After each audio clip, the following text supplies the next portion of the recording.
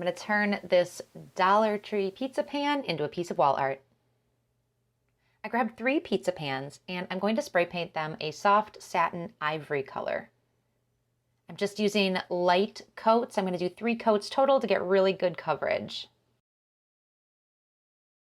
Now I'm going to wrap these in yarn. I picked up 3 colors of yarn, a gray, yellow, and navy blue, to kind of give this trio a boho look. Using a little hot glue on the back, I am going to wrap the yarn around half of the pizza pan. As the sides get rounder, you may want to use some more glue. So in the beginning, I'm just going to use glue on the back, and as I round down to the bottom, I'm going to use glue on the sides as well to keep everything in place. At the very end, I'm just going to finish off this yarn by gluing the edges in place on the back. I'm going to use the same process for the other colors of yarn, only wrapping half of the pizza pan. You can get really creative with this technique. You could add different colors of yarn on each pan. You could do stripes of colors. This is a great technique to get creative with. So now that the yarn is all wrapped, we're going to hang these up on the wall. These pizza pans are really light, so I'm just going to grab some command picture hanging strips, put them on the back, and these are going to go right up on my wall. This means that they're easily removable and I can put them in different places in my house if I want.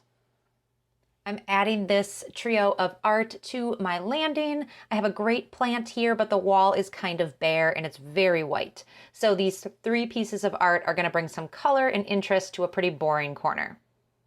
So there's one way to turn a $1 pizza pan into a really eye-catching piece of art.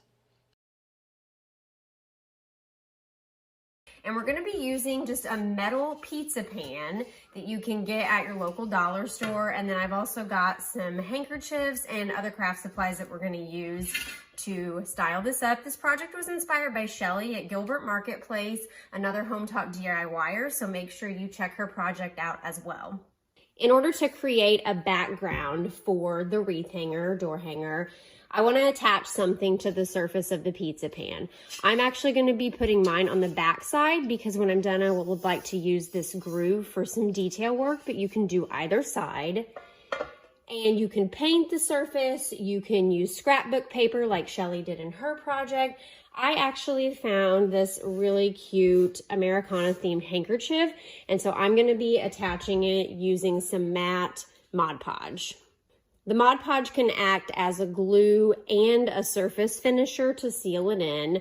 So I'm actually just going to pour a little bit of this directly onto the metal, and I'm going to take a sponge craft brush to apply it all over the surface in a pretty liberal amount. Now that I've got that all spread out, I'm going to take my handkerchief and position it to exactly where I want it. I want to try to get a little bit of the stars and stripes effect on here, so I'm just going to angle this.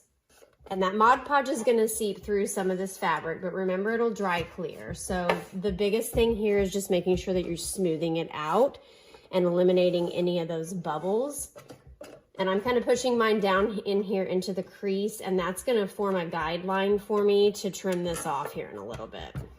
Now that this is all smoothed out and attached, I'm going to be taking a craft blade. You can use an X-Acto knife, and I'm going to go in right into this groove, and I'm going to trim off this excess fabric.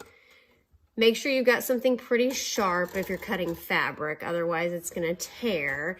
And it doesn't have to be perfect. We'll be going back in and lining this with something, but that just makes sure that you get a pretty clean edge. And we're going to do this before we put the Mod Podge over the top. So once you've got that cut all the way around the edge, you can just smooth those down one more time. You can save the excess handkerchief if you have any left. We're going to be making a ribbon later, and so that could be used to be cut up in strips for that. But smooth all your edges down, and we're going to go back to the Mod Podge, and we're just going to pour a little bit more on right over the top, and we're going to seal this in. So just take that and spread that around in a really thin layer until you've got all those surfaces covered. Again, it's going to dry clear, and that's going to provide a better bond of this to the pizza pan. This has had a little bit of time to dry, and so now I'm gonna go in and trim out the recessed edge of this using clothesline. This is just basic clothesline. You could get that at a dollar store as well. And I'm gonna be using super glue. You could also use a hot glue gun, but I'm just gonna put a little bit in at a time.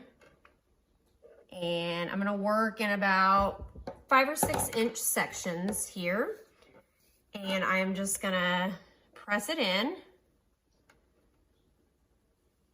and then move on to the next section. One suggestion here is wherever this rope is going to meet at the 2 ends, try to put that at the top of your hanger. We will cover that here in just a little bit, but that'll just give it a cleaner, more finished look. I'm just gonna be taking a threaded screw and a hammer, and I have a piece of scrap wood underneath here so that I don't hammer into my table. But you can see here, I've already done one tiny hole. This is what it looks like from the back, and I'll be able to thread that jute hanger through there. And so I'm just gonna be making an identical one on the other side. I'm gonna make a hanger out of these wooden craft beads, and I am just going to be using some twine to thread back through those holes that we just created. I've got blue and red acrylic craft paint here, and then these are the beads that I'm going to paint. And this is a little trick I like to use when painting the beads, because I think a string, when you paint them, doesn't give you a lot of stability. So this is just a wooden skewer that I've put into a tiny hole at the bottom of some scrap wood, and so that holds them upright. I actually tried using twine for this project, but it's a little bit too thick for the holes in the beads, and it starts to fray pretty bad. So I'm gonna switch over to some embroidery floss and thread those through that. Once all your beads are strung, now you're gonna go back through and you're gonna use those holes that you created earlier to string this through and just create the hanger on the top. We are going to create a bow from the scraps of the leftover bandana. And so what you want to do to create what we call a messy bow is you're just going to take these pieces and you're going to lay them out in a little bit of a staggered pattern. Obviously, these pieces aren't very uniform because I'm going for that undone look. And then once you've got your pieces all laid out where you want them, you need to take something with some strength. So that might be a twist tie or a pipe cleaner.